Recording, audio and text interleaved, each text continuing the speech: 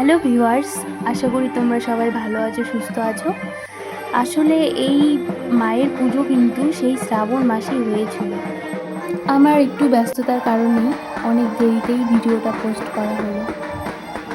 এই পাড়ার ক্লাবে সব মায়েদের ইচ্ছেতেই এই মায়ের পুজো হচ্ছে, বছর 3-4 হয়ে গেল। আর আমার এই বিষয়টা সত্যি খুব ভালো লাগে। তার পাশাপাশি আলাদাই একটা মিল হয়েছে এই গ্রামে। সবার সাথে সবার, যা করুক না কেন, যাই পুজো হোক না কেন, একজোটভাবে সবাই মিলেমিশে সবার ইচ্ছাতেই যে পুজোগুলো হচ্ছে, এটাই আমার কাছে অনেক।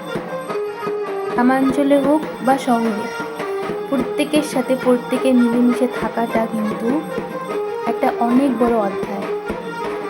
আর আমাদের এই পাড়াতে সবার সাথে সবার মিল ভালোবাসাটাই আমার কাছে সত্যি এক আলাদা রকমই আনন্দ দেয়। এমনকি তার পাশাপাশি সবাই মিলে আমরা আনন্দও করি। তোমরা হয়তো কম বেশি জানোই, মায়ের পুজোর পর কিন্তু মাকে জলে বিসর্জন দেওয়া হয়। আমাদের পুজো প্রায় 4টা 4:30টার দিকেই শেষ হয়ে গেছিলো। আর সাজানো হয়েছিল অনেক অনেক ভেলা, ছোট ছোট।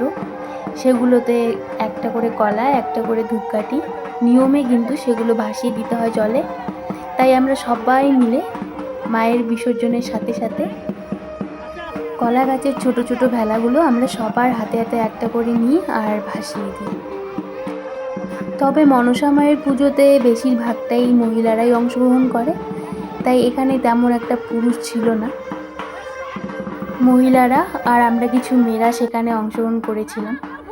তার পাশাপাশি বৃষ্টি হওয়ার কারণে আমি সম্পূর্ণ ভিডিওটা তোমাদের সামনে তুলে ধরতে পারলাম। পাশে থেকো তোমরা, দেখা হচ্ছে পরের ভিডিওতে।